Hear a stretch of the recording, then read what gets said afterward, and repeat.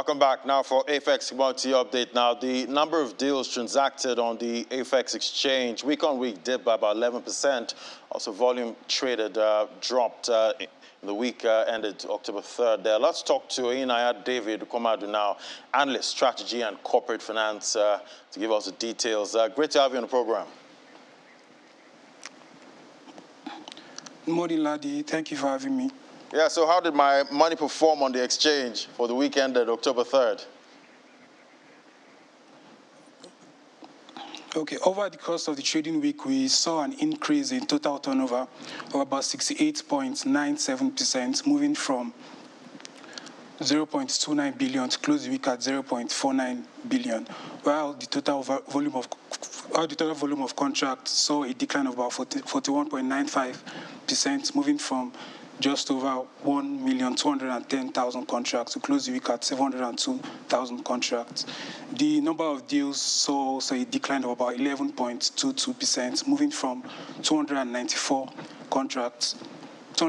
deals to close the week at 261 deals. The ACI, which is the AFEX Commodities Index, remains unchanged at 455.71 basis points, while the AFEX Export Index, which represents the AEI, saw an increase of about 2.40%, moving from 187.67 basis points to close the week at 190.36 basis points. The volume of contracts saw an increase. The volume of contracts saw an increase for soybean from 1,653 contracts to close the week at 14,078 contracts,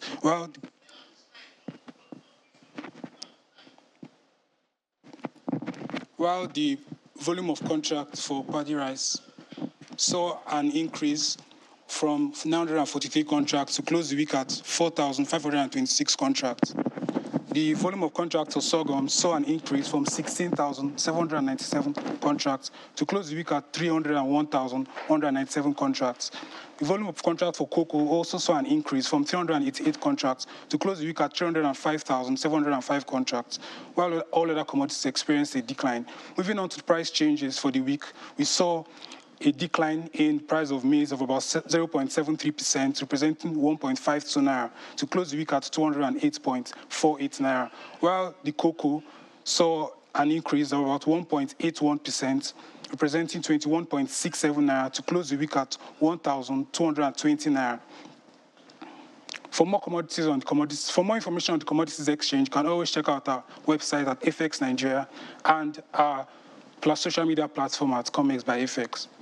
All right, David, thank you for that update. We'll keep tracking those numbers. Now, well, still on AFEX commodities market now, to the next conversation. Now, rainfall is a key climatic feature, but right now we're experiencing irregular rainfall pattern, and this is affecting commodities that are being planted this season. Joining us now is Nathaniel Etim, Fund Manager, Food Security Fund AFEX, to discuss how this is affecting the planting season. Great to have you on the program. So, Etim, we like rainfall, but we don't want too much of it. How's it affecting planting season?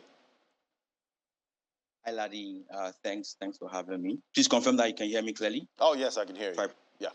Fantastic. Right. So just to provide context to some of the listeners, so rainfall provides moisture in the soil, which is required to start the germination process of a seed. So after a farmer has either manually put the seed in the ground or use the planter to plant, germination has to happen. And if there isn't moisture on the ground, which the rain provides, then that seed will not germinate. And so very quickly, an investment can be lost when rain doesn't fall. And so usually what you will find is farmers would wait for a period of time for the rain to establish before they begin to plant. So there's something called forced onset. So when rain might fall 1 or 2 days and then stops, if you plant in that time and then rain doesn't fall afterwards, that's a problem. And so you wait for rain to establish where you can have rain for a period of days and then you plant. Now, if you wait too long to start planting, and so you don't plant at the right date, then you are at risk of a lower yield. or even a complete loss, especially if there are no sufficient rain in key stages like the flowering stage. Now with rainfall becoming quite unpredictable due to climate change, and this is experienced differently and at different intensities in different parts of the country. The planting window is becoming a bit more difficult to forecast. It's especially more difficult in areas with higher temperatures like Kano, where rain tends to be established sometime between mid to late June, and earlier around early to mid October. So usually on the south, you will find rain start earlier and end later compared to the northern areas, where rain will start relatively later, but then end earlier. Now, earlier this year, I recall reading the NIMET report, that's the Nigerian Meteorological Agency report. They would usually release reports every year just to give a prediction of what the rainfall pattern would be like. And so farmers and investors like myself will usually look at it just to know when to plant.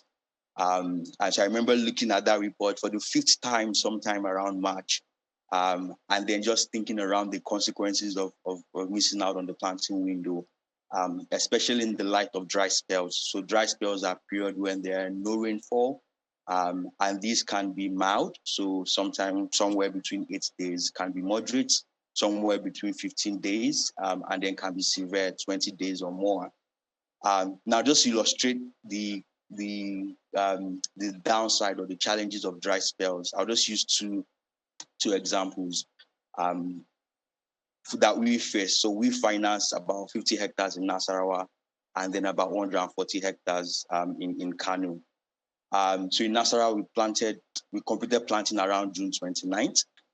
Rain had stopped around early June, and rain stopped for about 24 days.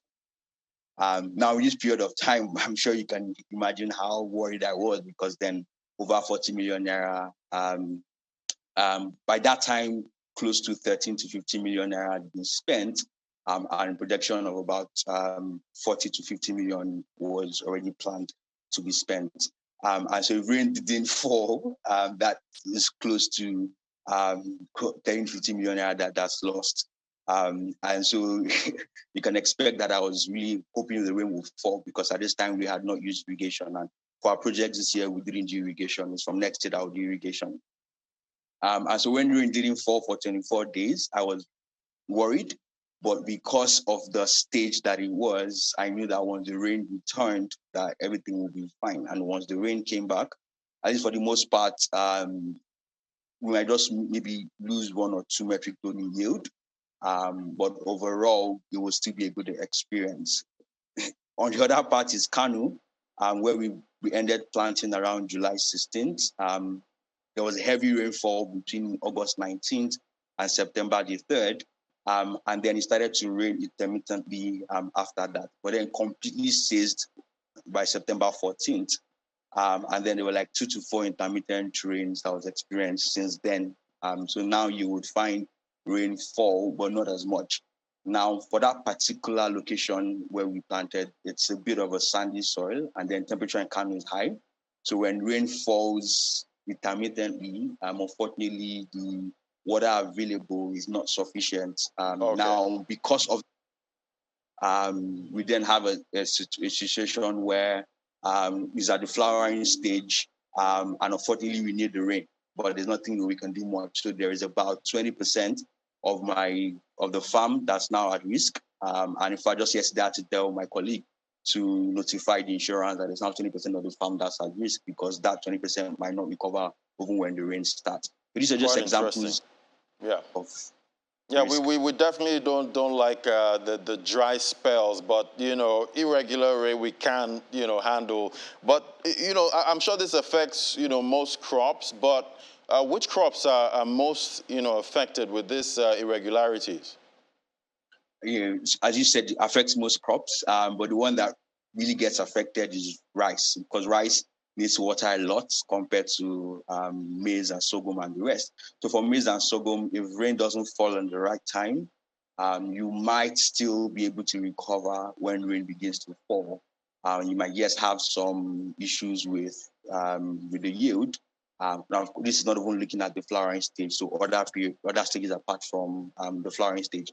Unfortunately for rice, because you need the rain almost from beginning to the end, that then increases the risk. So I would say biggest bet is rice. Unfortunately, this actually led to some farmers not planting rice during this wet season, because what a smallholder farmer can do is, for example, put ridges around the farm just to help with water retention. Now, for a large-scale farm, which we, as AFEX Security Fund, would finance, it's difficult to manage that without irrigation. We're still trying to think through a way to manage it. So what I had done this year was to just do about 3 hectares in rice. Now, that 3 hectares is part of 20% I mentioned that's at severe risk, and I might not even harvest anything from that if rain doesn't fall by Monday. But maize and sorghum does have a high likelihood of recovery. But even if it doesn't, because it's able to withstand a bit of drought, and we had used a bit of drought tolerant seeds, and that helps manage it. But rice, I would say, is the one that's really at risk. And then by the time you put that side by side with the flood issues that we faced in some regions of Nigeria, the rice production forecast this year, it's pretty worrying. Yeah, we do like our rice in this part of the world, but it does impact investment. But how does it? What's the impact for food security? Very impacts a lot, right? In fact, I would dare say that our preparedness and resilience will be tested because we put that side by side with flooding I just mentioned. If people, for example, do not do rice, and rice is a staple in Nigeria, and then that becomes a problem. And so don't go aggressive from a commercial standpoint, commercial farming standpoint, but also smallholder farming structure solutions to increase adoptions of, for example, drought-tolerant seeds. Then even the risk on food security really increases. And so a lot of steps needs to be taken. What we have done quite wrongly in the past 20 years in terms of interventions, we have to do differently in the next 5 to 10 years to manage food security. Otherwise, the inflation rate will go higher, access to some food for even the low to middle class would be a bit more difficult than before. So the risk is really high. Right, and let's look at collaboration now between the private and public sector. What can be done to, cushion the impact of the vulnerability to climate change? Sure, and I like the word you use, Ladi, collaboration. So let me just give an instance of what the Food Security Fund does. So what the Food Security Fund is trying to achieve is to accelerate the commercial agricultural system in Nigeria and Africa at large, and they use it as a launch pad for the achievement of food security, inclusive and sustainable development, and then shared prosperity. And of course, what we do is to then provide access to capital, to capacity building, and community support. And what we are trying to do at AFEX FSF is to build the ecosystem to ensure that we can directly support 1 million farmers in Africa, and that each of those 1 million farmers can earn a minimum of 20,000 yearly from their businesses by 2032. And so there's that collaboration that needs to happen with the farmers, with private players, with the government to ensure that this is possible. But certainly, as I mentioned earlier, we need to change some strategies, right? So usually a lot more money we focus on the farmers who are perhaps more than 50 years old and fewer interventions to youth. I think that while we do need to keep providing solutions for farmers who are older, we also need to begin to engage farmers who have strong ties to local communities, these farmers who are younger. So you can get somebody who has studied agriculture, has a master's in agriculture, and then empower this set of farmers. And then it's easier to get them to provide the solutions that are required. They can then engage in irrigation farming. They can then take on more risk, more commodity that's produced. Also, partners need to collaborate to ensure that we have machineries and the technical skills to fix it. I'll give an example. We're planning to purchase some equipment, some planters and combine harvesters this year against planting next year, because we're planning to do about 3,110 hectares next year. And what we are finding out now is that we need to build capacity of people to be able to fix those machineries even beforehand. Also, when it comes to data, this needs to be partnership. NIMET is doing a good job, but needs to do a lot more. So there needs to be a lot more engagement around forecast data so that we can get the planting window right. And just generally data for informed decision making needs to be done. Insurance needs to work. So as I mentioned, about 20% of my farm is now at risk. And if it goes bad, I'm counting on insurance people to pay back because we had an engaged insurance company at the beginning. Now, as we plan to even do more land, it's important that insurance companies play their part. Even for the smallholder farmers as well, we need them to believe in insurance and then begin to pay them back when things do go south. And unfortunately, things would likely with the climate change impact. And so this partnership must be done in a way that helps the farmers as we go forward. Right. I guess everyone has a part to play in it, to making sure that we're food secure in this part of the world. Thank you so much, Nathaniel Etim, Fund Manager, Food Security Fund AFEX. It was great having you.